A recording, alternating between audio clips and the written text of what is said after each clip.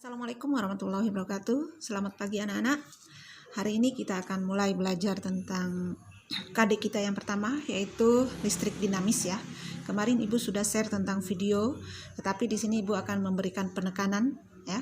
Jadi dalam pembelajaran kita hari ini, Ibu mengharapkan kalian bisa menjelaskan tentang definisi arus listrik, hukum Ohm, kemudian pengertian hambatan listrik, hukum 1 Kirchhoff, dan rangkaian hambatan listrik untuk seri dan paralel.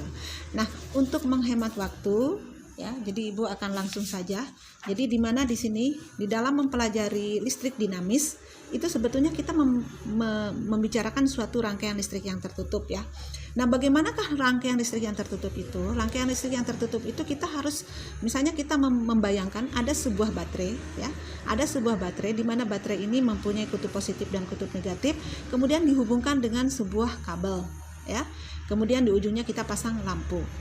Maka arus listrik ini akan mengalir dari potensial yang tinggi ya, terus mengalir menuju ke potensial yang rendah ya. Di sini ditunjukkan oleh negatif. Nah, pada saat perjalanannya arus listrik ini dia memiliki hambatan ya. Dalam suatu rangkaian tertutup ini dia memiliki hambatan, di mana hambatan ini digambarkan oleh sebuah lampu, atau hambatan itu sendiri terjadi pada kawat ini ya. Jadi pada kawat ini juga terjadi hambatannya. Nah, berbicara tentang arus listrik, sebetulnya arus listrik itu apa sih? Arus listrik itu sebetulnya, ingat ya, di dalam sebuah kawat ini ada positif dan ada negatif ya. Nah, biasanya kalau elektron itu lebih mudah bergerak. Jadi arus listrik ini kita akan membayangkan bahwa arus listrik itu adalah muatan elektron yang mengalir. Jadi biasanya muatan dilambangkan dengan Q ya, di mana satuannya adalah coulomb. Kemudian dia mengalir persatuan waktu ya. Persatuan waktu di sini, sedangkan I adalah arus listrik ya. Nah, maka karena arus listrik itu adalah jumlah muatan listrik coulomb yang mengalir persatuan waktu, maka kita bisa jelaskan ini adalah persamaannya adalah I sama dengan delta Q per delta T, di mana delta Q adalah jumlah muatan listrik dalam coulomb ya, dan delta T adalah waktu yang dibutuhkan dalam sekon. Nah, sekarang jika ada suatu partikel nih bermuatan Q ya kan, sejumlah N, kemudian mengalir dengan kecepatan V melewati suatu penampang kawat A, maka jumlah total muatan yang mengalir itu adalah delta Q sama dengan N ini jumlah muatan, Q itu muatan itu sendiri, A jumlah penampangnya, kemudian V adalah kecepatan, dan delta T adalah waktu yang dibutuhkan. Nah, sehingga delta Q-nya adalah N Q A V kali delta T. Oke. Ini kita dapatkan sebagai persamaan yang kedua ya. Nah, seandainya persamaan yang kedua ini kita terapkan ke persamaan yang pertama, maka kita akan memperoleh Q sama dengan delta I sama dengan delta Q per delta T, maka I sama dengan N Q A V kali delta T per delta T, maka ini kita akan mendapatkan I sama saja dengan N Q A kali V, di mana N adalah jumlah partikel, Q adalah muatan listrik, A adalah penampang kawat dalam meter persegi ya, kemudian V adalah kecepatan dalam meter per sekon, sedangkan I-nya adalah arus listrik itu sendiri. Jadi ini adalah definisi atau definisi suatu arus listrik dilihat dari partikel yang mengalir ya. Nah, sekarang bagaimana kalau arus listrik ditinjau dari hukum Ohm ya. Kemarin kita sudah membahas tentang hukum Ohm. Nah, pada hukum Ohm di sini ya, kita akan kembali lagi ke suatu rangkaian yang tertutup. Jadi di sini kita gambarkan baterai lagi ya, kemudian ini ada arus, ada hambatan. Nah, arus biasanya mengalir jika tergantung dari tegangan dan adanya hambatan. Arus listrik ini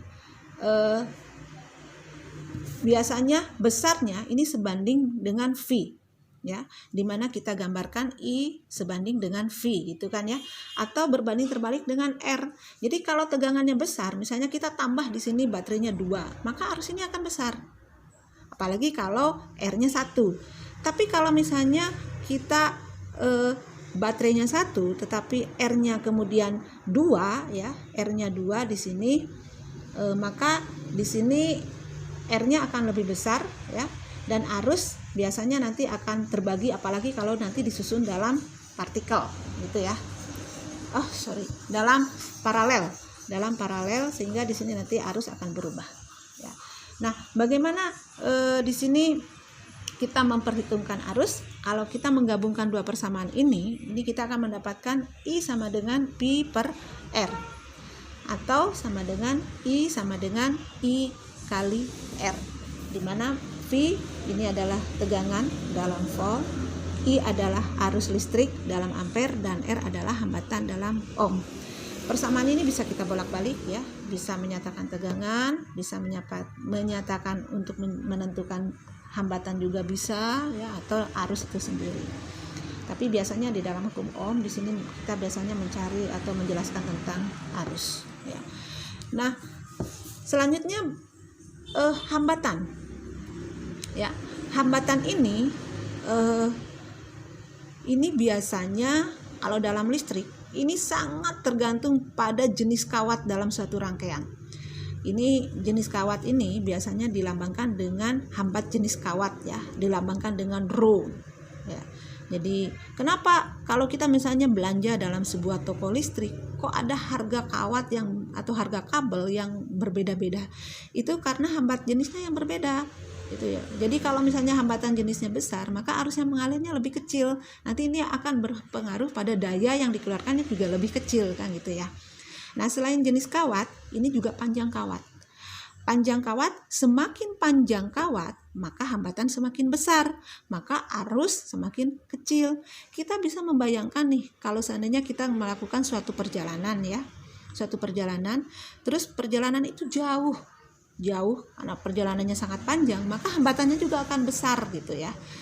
Nah, bagaimana kalau misalnya perjalanan kita dekat, hambatannya juga otomatis jadi sedikit kan, kecil. Nah, sekarang yang lain ini adalah luas penampang kawat. Luas penampang kawat ini biasanya dilambangkan dengan A. Ini luas penampang kawat itu kalau misalnya kita membayangkan suatu perjalanan dalam jalan tol. Jalan tol itu adalah jalan bebas hambatan, maka arus lalu lintas akan lancar gitu ya. Jadi sama dengan listrik pun akan berjalan lancar. Sehingga di sini R ini akan sebanding dengan rho dengan L. Jadi kalau hambat jenisnya besar, maka arusnya juga hambatannya juga akan besar. Dan L jika panjang kawatnya panjang atau besar, maka R-nya juga akan besar. Kemudian hambatan ini akan berbanding terbalik dengan luas penampang ya. Jadi kalau luas penampangnya kecil ya kan, maka R-nya juga akan besar. Kalau luas penampangnya besar, maka hambatannya juga akan kecil. Maka ini dua persamaan kita gabungkan, maka kita akan memperoleh R sama dengan rho L per A ya. Nah, selain dipengaruhi oleh tiga jenis ini, jenis kawat, panjang kawat, dan luas penampang kawat, ada satu faktor lagi yang mempengaruhi hambatan, yaitu suhu. Ingat, karena kawat ini adalah sebuah logam, jadi ingat waktu di kelas 11 kita sudah mempelajari tentang pemuaian kawat ya, pemuaian panjang. Jadi delta L ini biasanya dituliskan dengan persamaan L0 kali alfa kali delta T kan. Delta T di sini ini adalah perubahan suhu, alfa ini adalah koefisien muai panjang. Jadi delta L sama dengan L0 alfa kali delta T, atau LT sama dengan L0 plus delta L.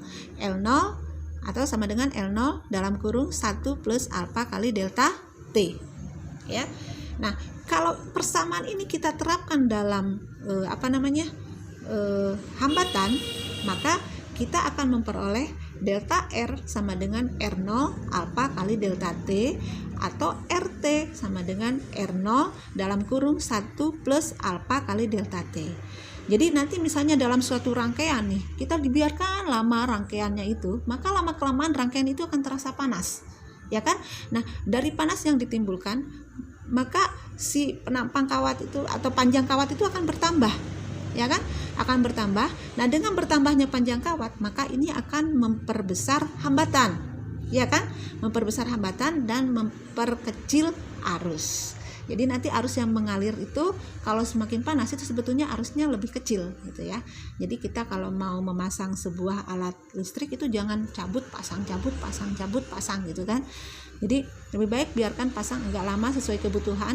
Panas sedikit ya biar saja, nanti kan itu sebetulnya hambatannya jadi akan lebih besar. Jadi kita akan lebih hemat listrik ya. Jadi itu sekedar terapan dalam kehidupan kita sehari-hari. Nah, jadi untuk video pembelajaran kita yang pertama, Ibu rasa cukup sekian dulu ya. Yang pertama, nanti kita akan lanjutkan dengan video berikutnya tentang hukum 1 Kirchhoff dan rangkaian seri paralel pada hambatan. Terima kasih atas perhatiannya. Wassalamualaikum warahmatullahi wabarakatuh.